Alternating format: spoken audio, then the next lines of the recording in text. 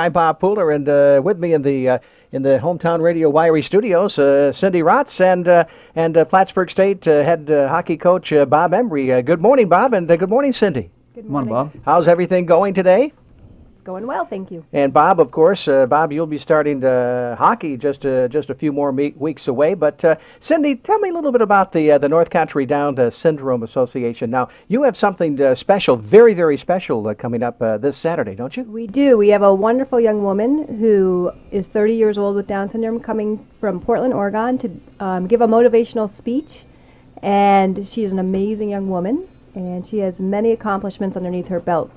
And Bob has also invited her to speak to the hockey team. Is that correct? That is correct. She is doing a speech with the hockey team, kind of a meet and greet, and answer questions related back to his team accepting a local young man with Down syndrome. And she, in a sense, wants to thank them and just let them know what a wonderful thing they're doing. Bob, that was so special when you folks invited him out.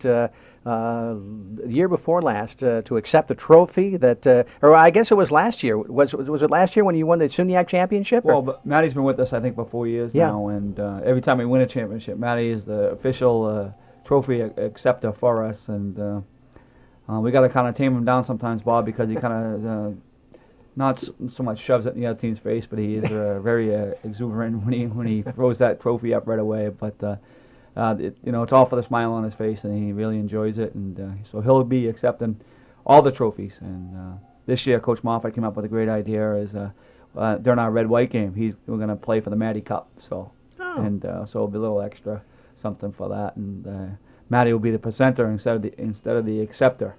Oh, that'll be wonderful. Cindy, tell me a little bit about. Of course, you're very, very involved with the Buddy Walk.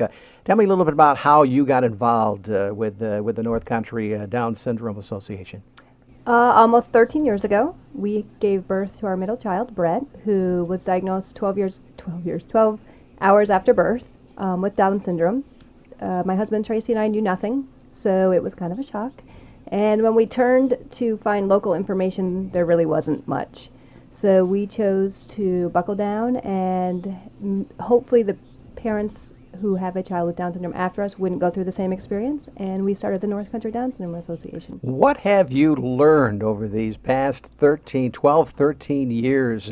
I know your Buddy Walk is always such a huge success, and again, we thank you for all of the work that you've done with your association. But it's got to be gratifying for you, doesn't it? This year was the most amazing day.